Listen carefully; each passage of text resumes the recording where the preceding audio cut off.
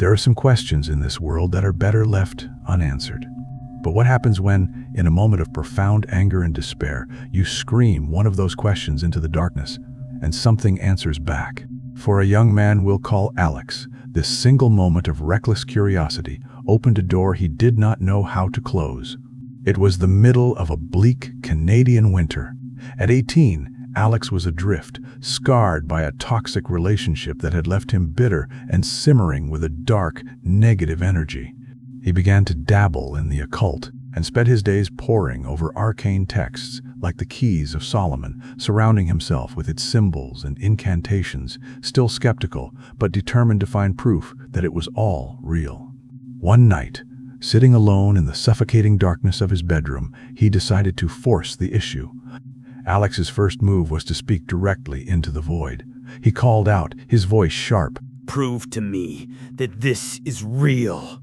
As soon as Alex shut off the light and pulled the covers up, he felt it, a distinct, heavy weight pressing down at the foot of his bed, as if someone had just sat down.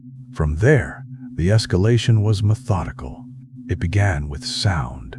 Two disembodied voices would start whispering in the corner of his room, just loud enough to be indecipherable. His dog, who always slept with him, would bolt upright the moment the lights went out, leaving the room with a low, frightened growl. Then came the touch. If Alex tried to block out the whispers with a pillow, he'd feel unseen fingers grip it and pull it away from his ears. And then it became violent. First, his fan was hurled to the ground in the middle of the night.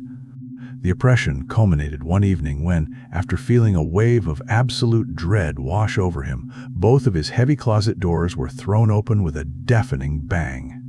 He was being terrorized, a nightly ritual designed to leech his fear. But a horrifying dream revealed the entity's true endgame. He dreamt he was standing over a possessed priest whose hands were chained to the ceiling.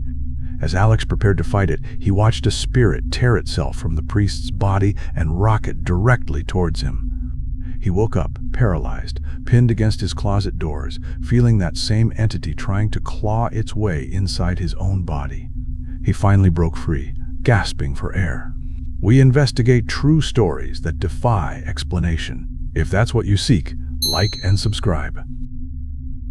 Months later, Alex finally moved out of his parents' house, terrified the entity would follow him. It didn't.